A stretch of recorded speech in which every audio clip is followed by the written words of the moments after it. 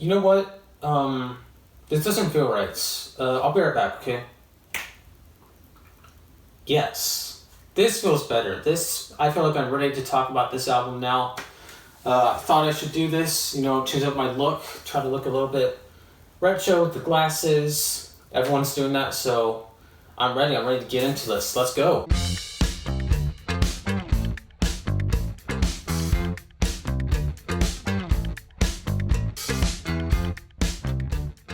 Today I'm reviewing An Evening with Silk Sonic by the duo Silk Sonic, who we have come to know, and I think at least a lot of people, especially myself, love this past year with their 3 singles they put out prior to this: Leave the Door Open, Skates, and Smoking Out the Window, all being great songs. And I just love this pairing right here, Bruno Mars, Anderson .Paak. They work great together, and I love that her trying to harken back to popular music of the 70s, including, but not limited to, R&B, soul, funk, a little bit of disco as well. Just the general landscape of popular music that did make up the 1970s. Although, don't expect to hear any country in here, or any rock, any arena rock that was popular during that time.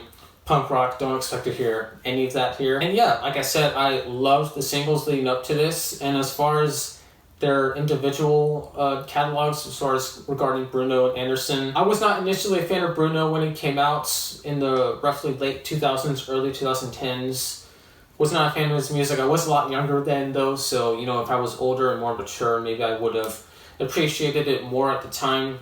But I remember very well watching the 2012 Grammys and his performance at that awards ceremony. He played Runaway Baby. I was honestly blown away. I loved it. I loved his stage presence, his charisma, his personality. Obviously, he has a great voice as well. Pretty much since then, I've been a fan of his.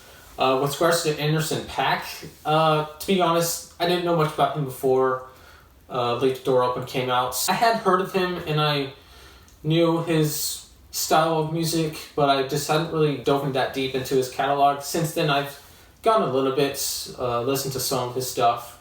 I really like him, especially love his Tiny Desk performance he did with the Free Nationals. I'm sure a lot of you guys have seen that by now, but fantastic show that they put on there. So did this album meet my expectations? Was it as good as I thought it was going to be? Yes. The simple answer, the brief answer is yes, it did. This pretty much met all of my expectations and then some. It was, of course, great musically and had such slick production. And it really does capture the feel of a lot of 70s popular music while also feeling very modern and feeling very much like something that would come out during this time in the 2020s. And it also has a fairly strong narrative throughout the album that I at least caught on to with each song that would follow the next. We start off the record with Silk Sonic Intro, which is a very simple and to the point intro to the album. It's only about a minute long, but I think it gets it off to a great start. And there are even some phrases such as Blaster of the Universe in this song that do sort of tie into other parts of the album, specifically the very last song. So, and that's not something I actually picked up on the first time I listened, obviously, but listening to it again, I was able to pick up on that. We then get to the second track on the album, Leave the Door Open, which I'm pretty sure all you guys have heard this song by now. It's still being played on the radio a lot, even today, like 8 months after it originally came out. But this is just a great song. And to me, this is the beginning of the narrative in the album. This is just my interpretation, by the way. I haven't really looked into what other people are thinking, but to me, this song is essentially from the perspective of a man, or I don't know if it's supposed to be Bruno or Anderson, or if they're maybe like the two personalities of this man, but it's from the perspective of a man who is offering his love to this woman that he is interested in. And with such lyrics as, that you feel the way I feel and you want me like I want you tonight, baby, tell me that you're coming through. That is sort of, I think, his way of saying, like, if you feel the same way, give it a shot, come through the door, and let me love you. I don't know, that's just my thinking of this, the way it starts out. I think that that's kind of what they're trying to go for. Either way, it's a great song musically. And then on the next track, Fly As Me, he is sort of continuing to get at this point at saying that we belong together. You know, he says, I deserve to be with somebody as fly as me. You deserve to be seen with somebody as fly as me. And yet he's essentially, I think, just saying that we deserve each other. You deserve me, I deserve you. That they're meant to be. And this is once again just another great track. You're going to hear me say that a lot. I love the synchronization of the guitar and bass at certain parts of this song as well. I thought that was great. And I love what Anthony Fantano said about the very start of this song. I think it was in one of his Tritz streams. Wow. That's a nasty 4 seconds. It's a nasty 4-second clip. That's some Betty Davis shit. What the fuck? That pretty much sums it up right there. That sums up the whole track. We then move on to After Last Night, which also credits Bootsy Collins and Thundercat, which to me seems like the aftermath of this man professing his love to this woman, where it seems like the previous night they might have hooked up. And I think that lines such as, after last night, I think I'm in love with you. Woke up and I can't get you out of my head. I think those kind of support that idea. And it's another great track, another banger. I love especially Bootsy Collins at the beginning, the sort of dialogue that he's delivering. This one is much more slow moving than the previous track and very seductive sounding because it seems like it has gotten to that point in the relationship. And then what follows this is Smoking Out the Window, the single released right before the album, where it seems like the relationship has completely gotten off the rails now. Anything that was enjoyable and exciting about this relationship, about this love, has gone out the window, no pun intended.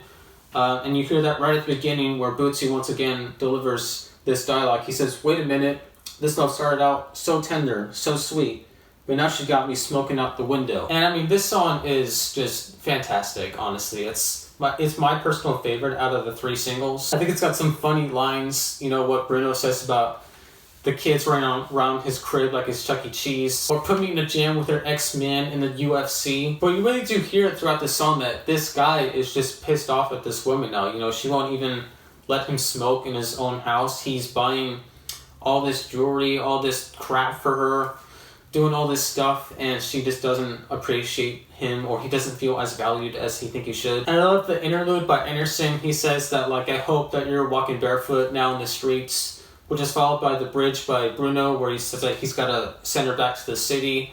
He doesn't want her anymore. But then this man is immediately regretful of his actions and what he did to this woman.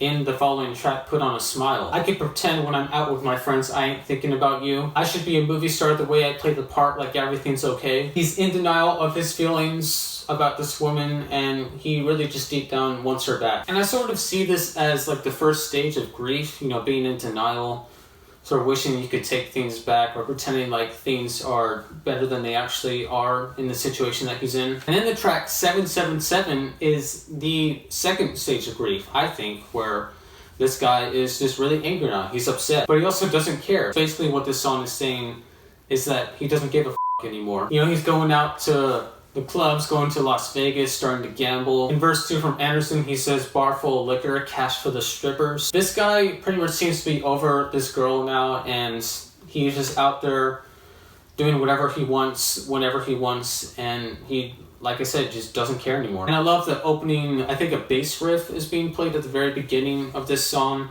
The song as a whole is just very funky. It's easily one of the most funk-inspired songs, and I just love the attitude. Bruno and Anderson both sound pretty pissed off in this song. Then we follow this with the track Skates, which is a great song. You know, like I said, I loved all the singles, and this is no different. I really like this song a lot, but I will be honest, at this point in the record, the narrative sort of starts to lose me a bit. I am a bit confused with what they're going for here, because this is obviously a very happy song. This guy seems to be looking at things a little bit more brighter now, with a little bit more lights. And he seems to have fallen in love again, but it's unclear if it's with someone new or if it's with the same girl. So I'm just confused as to what direction the narrative is going with. Has he fallen in love once again with someone else? Or has he gone back with this one girl? So, I mean, and I'm just nitpicking here. That's a very small nitpick, because like I said, I do love this song.